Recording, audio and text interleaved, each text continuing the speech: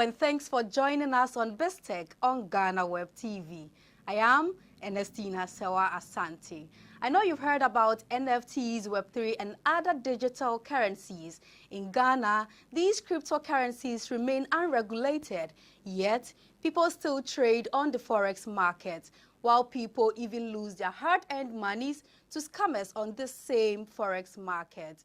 Today on BizTech, we'll learn about this high-risk investment with Elisha Owusu, a digital currency expert. Stay tuned.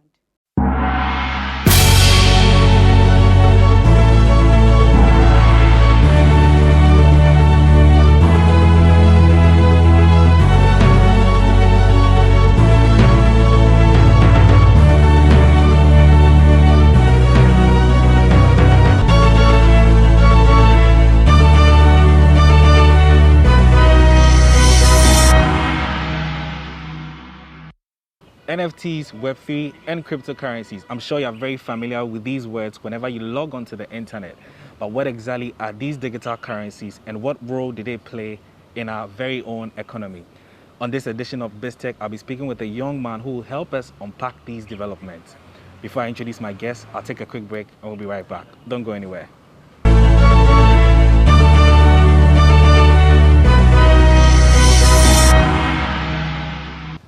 Welcome up from that break. My guest on this week's edition of BizTech is Elisha, the GhCryptoGuy. He has a very funny name, and he's going to be taking us through what NFTs and Web3s are. Elisha, welcome to BizTech. How are you? I'm good. Thanks for having me on. Yeah, great. Yeah, so Elisha, we want to just find out, we've been hearing in a number of months NFTs and Web3s and all these digital currency popping out. What exactly are NFTs? Okay, so to make it really simple for everyone to understand, I'll use an analogy of some sort, right? Okay. So if you take an AirPods Pro, an AirPods Pro is not special. Okay. An AirPods Pro is something that you can replace if it gets missing, because there are so many AirPods Pro being made every day. And then there's the Mona Lisa painting, which is special. It is not replaceable. Okay. There's only one Mona Lisa painting. Okay. So now that I've said this, let me get into what NFT means, right? Okay. So NFT means non-fungible token. Okay. I wish this is where the explanation ends, but no. Yeah. So fungible means replaceable. Okay. So this is fungible because you can replace it with another replica which would look exactly the same as like it is, and you get like the same features. Sort of. Exactly. Okay. Good. All right. But then with non-fungible things, you can't replace them. There's only one unique version of that particular thing.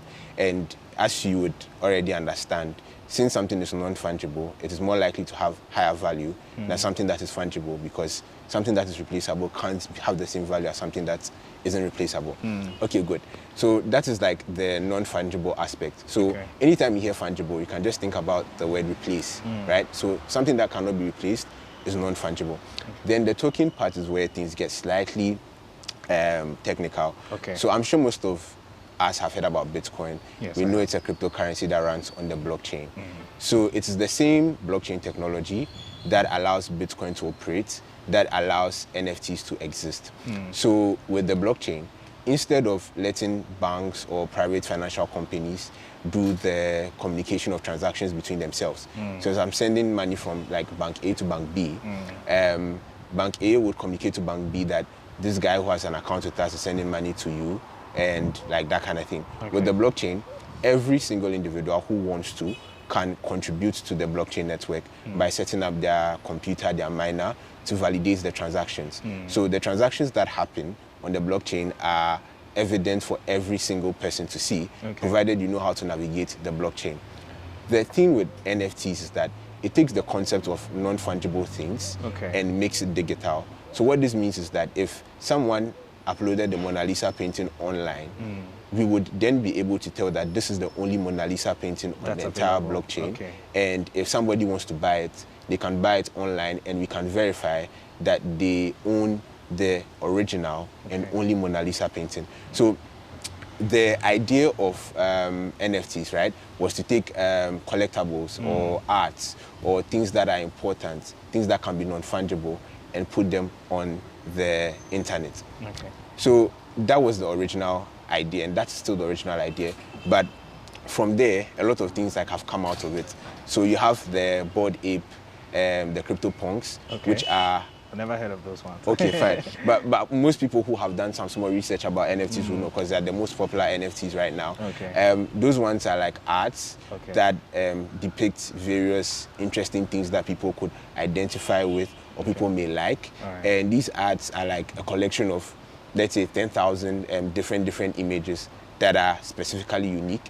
And those are the ads that have made like NFT really popular, because people are buying them and are showing them off. Like they'll show a Tesla or like a super original iPhone or something, like a special iPhone, that kind of thing.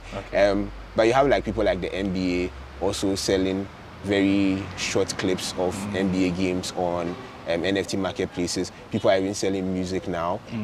People are even looking at like making entire movies and making them NFTs. So digital collectibles, really. Yeah. All right. Yeah, so you've basically explained that very thoroughly for me. Now I want to come, why has there been a very sudden edge for these NFTs and Web3s and all these cryptos around the world? Okay, so I think it's a couple of things. People are looking for new ways to protect their value. And usually people want to protect value using like emerging technology, which they think would have continuous appreciation in value long term. So it really started with like the whole Bitcoin ecosystem, where people saw Bitcoin as the new digital gold, and they started investing in Bitcoin as a way to hedge against inflation. Like we all know what's happening to the currencies across the world. The Ghana cedi is suffering. Even the US dollar that we cherish so much is equally suffering. So with the NFT space, right, you've had an influx of a lot of big names coming into the NFT space, building different things. So there are so many use cases for NFTs. Some of these NFTs give you access to an exclusive space, right? So if you own a Bored Ape Yacht Club NFT, for example, you probably get access to spaces on the internet that other people wouldn't get access to. You are getting access to luxury parties in Dubai or in the United States of America or something. And some of these like NFTs also give you access to applications that other people don't get like access to. So there's that utility aspect. And then there's the speculative aspect, like because it is like very, very popular now, you have big names in the entertainment space and all of that, like buying NFTs. Rich James, Jay-Z, all of those people are buying NFTs. So the concept then is the NFT space is going to see an appreciation of value. So a lot of people are getting in as early as possible. And we've seen like a lot of big companies even buy NFTs, Nike, Adidas. Adidas released their NFT collection somewhere last year and it sold out. So yeah, there's hype and people are buying it for two main reasons, the utility and then the value. Okay, so before we take a break, I just want to find out just briefly in your just few words, what are the prospects of these NFTs in our local economy? I know you've explained somewhat in the NBA and all these other companies outside, but back home, we already have legislation not approving of these NFTs, but what do you think are the prospects in case there's an opportunity to sort of approve these NFTs? Okay, so I think the first thing is like there's a job problem in Ghana, and the Web3 NFT space provides a lot of jobs. There are so many remote jobs available, and when you create regulation that allows people to come into your country and invest, it means that a lot of people will set up shop here. Truth is, a lot of like big companies in the crypto space are looking for a place in Africa to set up, and they can't seem to find a place because of the regulatory hurdles. So that's one. Two, we have a lot of creatives, right? You have Nigerian artists like Buju, Files, all releasing NFTs. Our creatives can also take advantage of it. Maybe like some dying aspects of our industry, like tourism, could be saved. Film, especially, could equally be saved, right? We have a lot of big stars that could pull some value towards like their work through digital collectibles and NFTs. So I think there's a lot of opportunities for us in Ghana. All right, great. Yeah, so Elisha, so I've been speaking with Elisha, the GhCryptoGuy, and we've been talking about NFTs and its place in our digital economy. I'll take a quick break, we'll be right back. When we come back, we'll be talking about Web3. Don't go anywhere.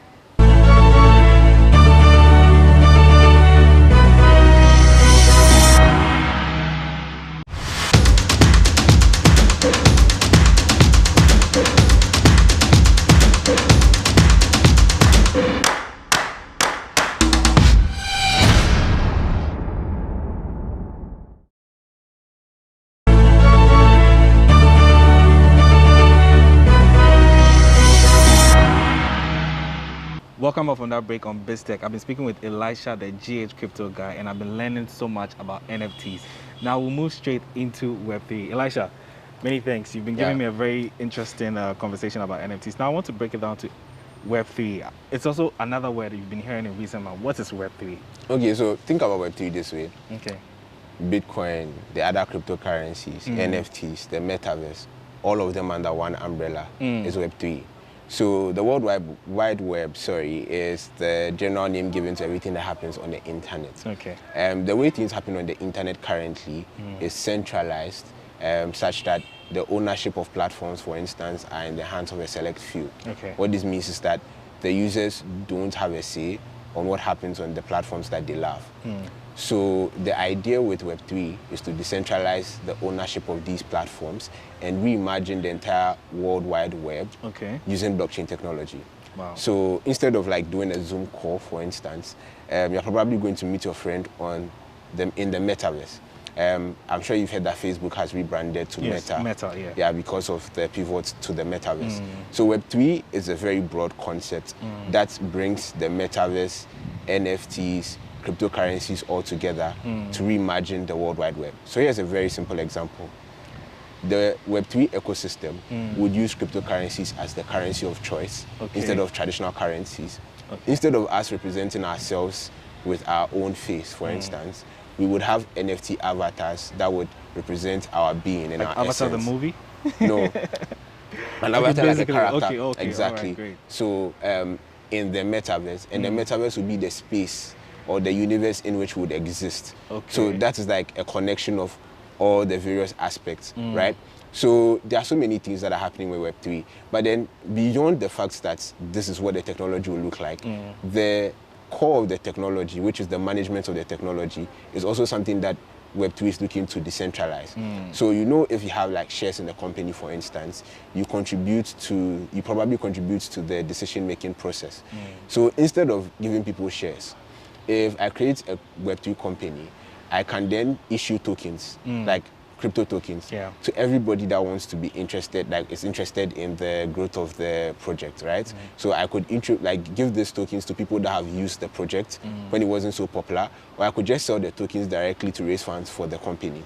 After that, everybody that has a token has a vote, which is equal to one token, that can decide whether or not the platform will probably change its name or change its logo. So this is like democracy, but democracy that ensures that everybody who is contributing has a skin, a skin in the game, and it's happening on the digital platform. All right, great. Yeah. Before we wrap up, I want to come straight to, I know with every platform, security and safety is also very important. And from your point of view, what do you think in terms of safety? How secure are these NFTs and these Web3s? Because obviously we are transitioning to a digital phase of our economy, like you mentioned, the metaverse and all of that. But how safe and secure are we on these platforms? Okay, so when it comes to security, the truth is, if you are not careful, you may get scammed or you may lose your money. So we say something in crypto, DYOR, do your own research, because we want people to do a lot of research before they get into it. It's an unregulated space, which means that nobody can save you here in this country, for instance. It's not regulated by the central bank. Exactly, if you lose your money. So you're doing this at your own risk. So the first thing that a lot of people need to do is, most of the time, people get robbed, if I should put it that way, because of greed. They're trying to make so much money. At a goal. Yeah, someone is telling you, I'll give you 50% interest in 1 week. Then you're in a hurry. Sense. Exactly. Nobody would give you that much money without something wrong happening. So people need to read and understand what they are doing. So I can recommend a couple of sites that people could go to. There's Binance Academy, and then there's Cointelegraph.com. I think those two places have a lot of resources that people could read on. And it's fine for people to check several resources before they take a decision on what they should do. Don't watch this video and then go to your family or your friend and say, I'm going to buy NFT tomorrow morning. Exactly. Take your time. You'd have to read through. Exactly. Elisha, sure. Many thanks so much. Thank you too. There you have it. I've been speaking with Elisha, the GhCryptoGuy, and he's been explaining to me what exactly NFTs and Web3s are and exactly the role that they play in our digital economy. He's been my guest on this week's edition of BizTech. My name is Mawuli Ahorlumegah. Many thanks for watching.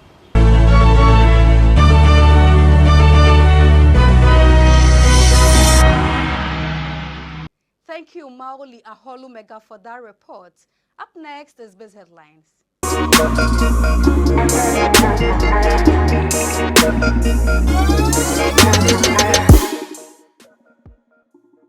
To our very first story, the Ghana Statistical Service has announced that the consumer price inflation for April this year is 23.6%.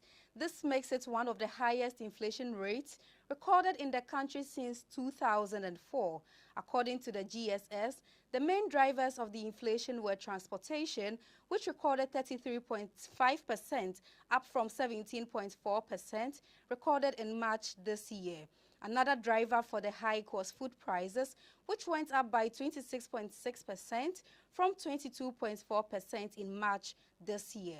Also, non-food inflation climbed to 21.3% from 17% in March, while consumer prices rose by 5.1% on a monthly basis. Finance Minister Ken Ofori-Atta has reiterated government's stance on not going back to the International Monetary Fund, IMF, for financial assistance.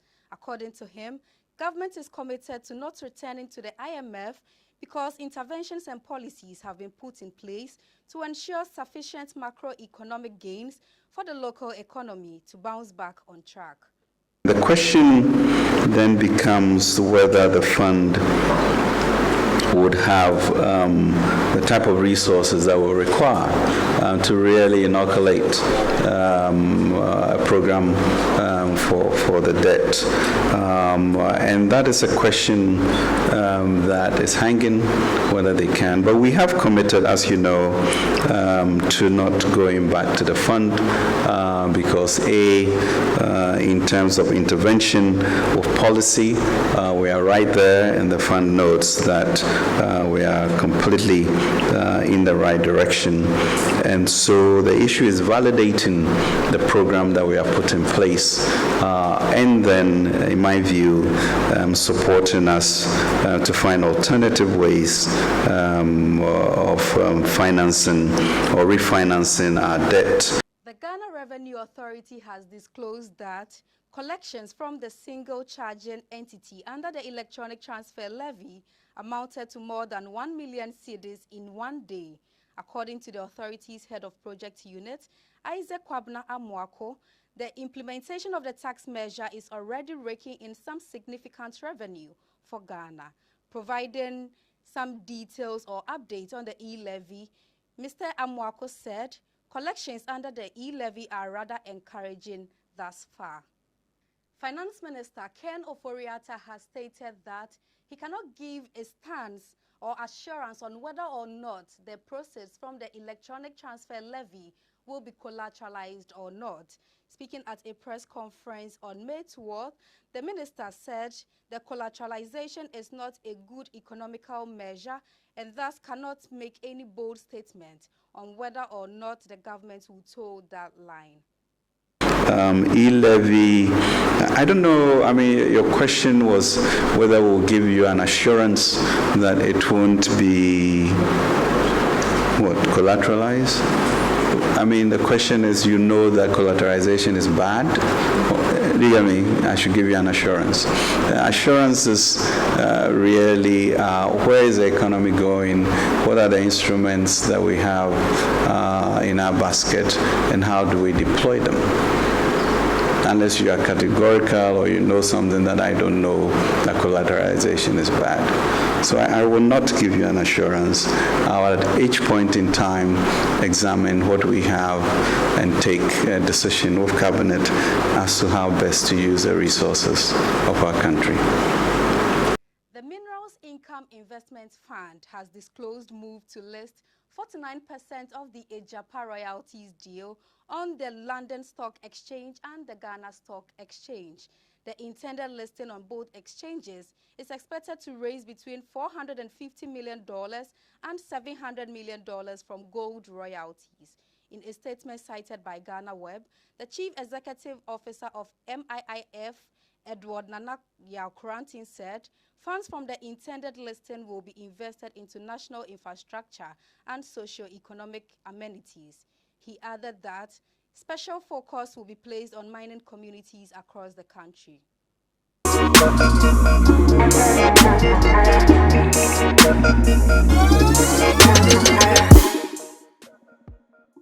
That's all for today. Thank you very much for joining us on BizTech on GhanaWeb TV.